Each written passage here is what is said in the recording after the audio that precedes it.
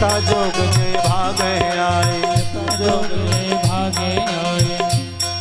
एक बार की चर्चा पे राजा दशरथ ने एक बाबा तुलसी ने जोर क्यों दिया, अभी उसके बाद एक कार्यक्रम है, एक 2 मिनट की चर्चा।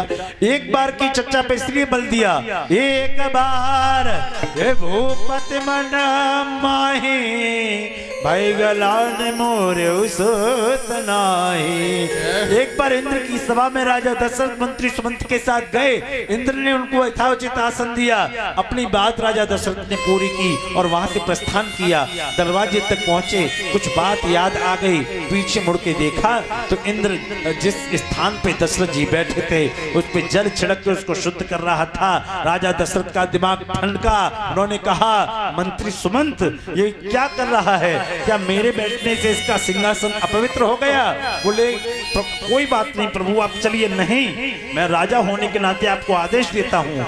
तो बोला कि मैं राजा होने के नाते आप पूछ रहे हैं इसलिए आपको बता रहा हूँ, आपकी कोई संतान नहीं है, आप निर्वंशी हैं, इसलिए ये इंद्र आपको अप्रिय मानता है, आपको अपशकुन मानता है, मजबूरी में आपका साथ लेता है, क्योंकि आप योद्धा हैं, क्षत्रिय हैं, इसलिए आपको स्थान देता है, ये आपका मुंह नहीं देखना चाहता। उस दिन राजा के हृदय में ठेस लगी, इसलिए लिखा एक बार भूपति मन माही।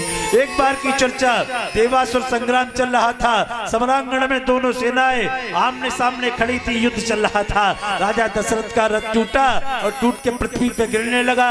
वीररा जटायु आए, उन्होंने अपने पंखों पे रथ को धारण किया और पृथ्वी पर स्थापित कर दिया।